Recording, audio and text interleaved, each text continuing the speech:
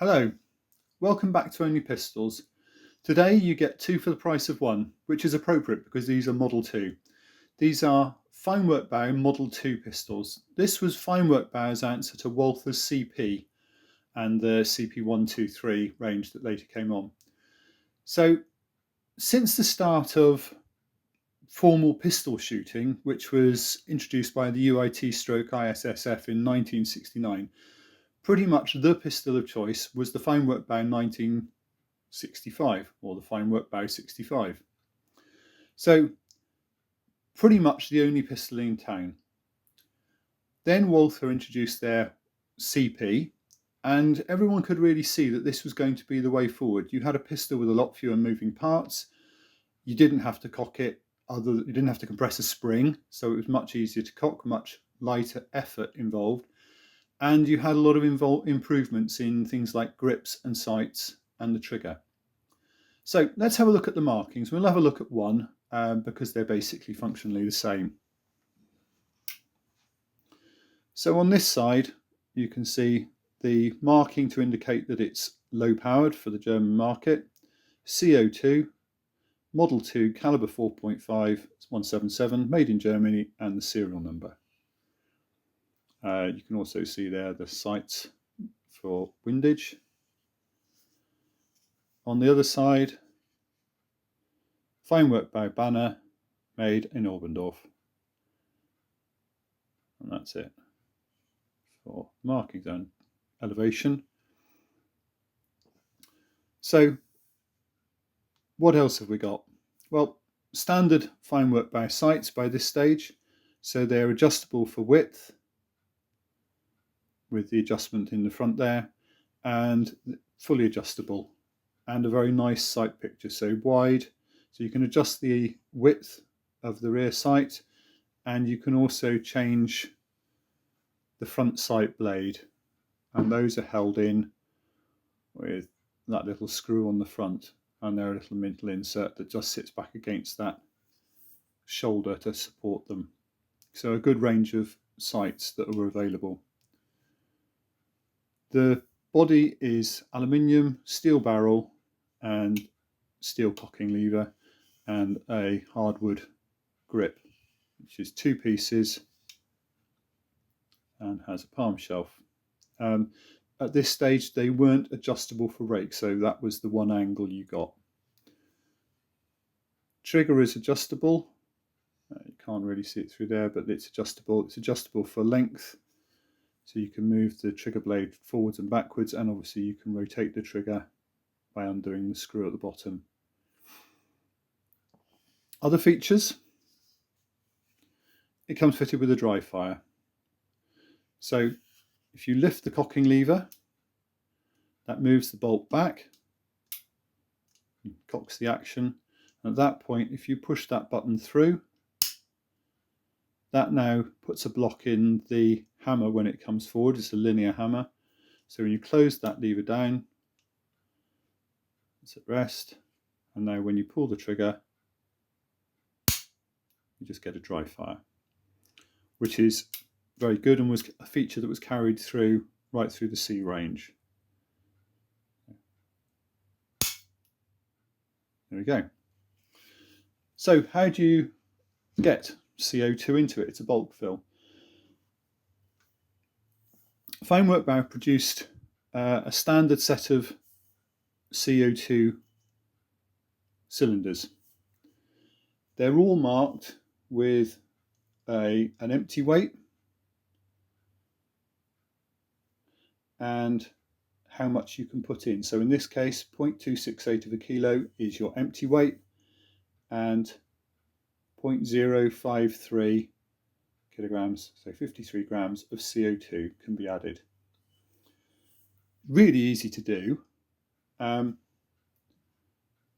You had an adapter. That end goes on to what I now use is an out-of-date CO2 fire extinguisher, and then quite simply the cylinder is screwed in and the lever on the fire extinguisher depressed, 10-20 seconds, and then released, and then you just unscrew it. How do you check how much you've got in there? Well, you weigh it. No pressure gauges, obviously CO2, but it is really, really good. The great thing about CO2, unlike air, is that while there is still liquid CO2 in the cylinder, and that's what you're transferring liquid CO2 into here. While you've got liquid CO2 in here, it boils off at the same rate to produce the gas. So as long as there's liquid in there, the pressure is the same pretty much from the first shot to the last shot. And you're looking at a couple of hundred shots for a full-length cylinder. How does it work with this early CO2 pistol, this C2 and Model 2? It's a direct knock open, and it's actually a system that was licensed by an Austrian company called Senfter, and they produced their first pistol in 1973, and pretty much their only pistol. But they licensed the rights to Walther and to Feinwerkbau. So effectively, the Feinwerkbau and the Walther CP series are basically the same internal pistol. You have a simple hammer that acts when you release the trigger, that goes forwards and knocks open this valve to release the CO2 directly out of it. There's no stilling chamber. The CO2 comes straight out, comes up, and comes in behind the pellet. Other things, you also had weights. So you had various size weights that could be added if you felt it wasn't heavy enough.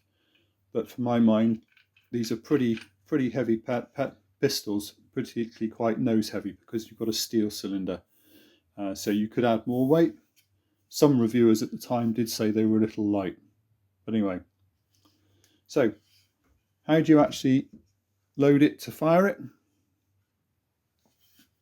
Again, lift the cocking lever. Push the dry fire button through. So that's now in fire. Place a pellet in the loading tray. Bring the lever back down. And you're now ready to fire. And as it's CO2, you get quite a healthy report.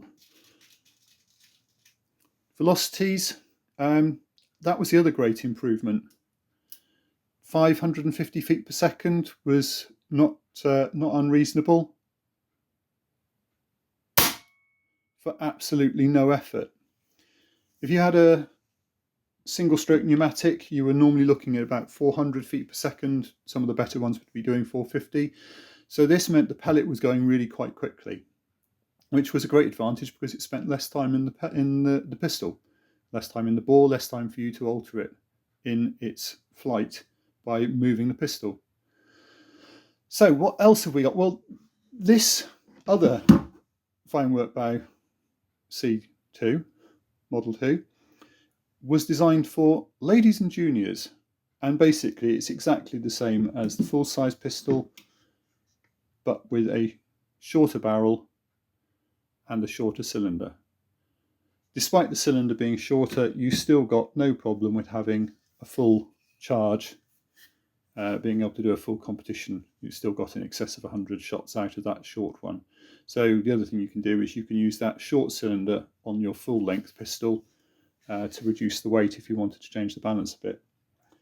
Another modern thing, and I'll just show you this very quickly, is an adapter. So if you didn't fancy charging it with CO2, you can buy one of these adapters, and they take a CO2 capsule, so a standard 12 gram CO2 capsule, and you could just drop it in there, nose first, screw that back on. Once it's attached to the pistol, there's no valve on these, they are straightforwardly air. CO2 is released, so you use them until they're gone, or you undo them and release the CO2. But that's an adapter an aftermarket adapter you can purchase. It's not a Feinwerkbau item. It's someone's made one separately. Personally, I find the CO2 being actually easier than HPA, an old out-of-date fire extinguisher, and you're in business. So there you go. Feinwerkbau's answer to Walther. They gave them a couple of years head start. So these were produced from pretty much 1982 was when they started to come around. And as usual, they probably took Walther and kind of said, Well, we'll see how it goes. And they saw how it was going, and they could see that this was going to be the future of target pistol shooting. If you've been used to using a Feinwerkbau 65 or a Feinwerkbau 80, yeah, they are recoilless effectively, but they're heavy, they're very complicated, there's lots of bits to go wrong in them, whereas these were very easy to use, no cocking effort, dry fire facility was easy to use. Why wouldn't you? There you go. Oh, just one thing, when they did come into the UK, initially they were on FAC, which was the only reason why you wouldn't have one, because you had to get firearms certificate approval because they released a noxious gas, CO2. When they came off ticket, unfortunately by that stage, really the world had moved on to compressed air as being the preferred method of moving pellets from a target pistol. There you go. Feinwerkbau's Model 2 CO2 powered single shot 177 target pistol. If you've liked this, then please like and subscribe, and otherwise I'll see you again soon with another pistol. Thanks, bye.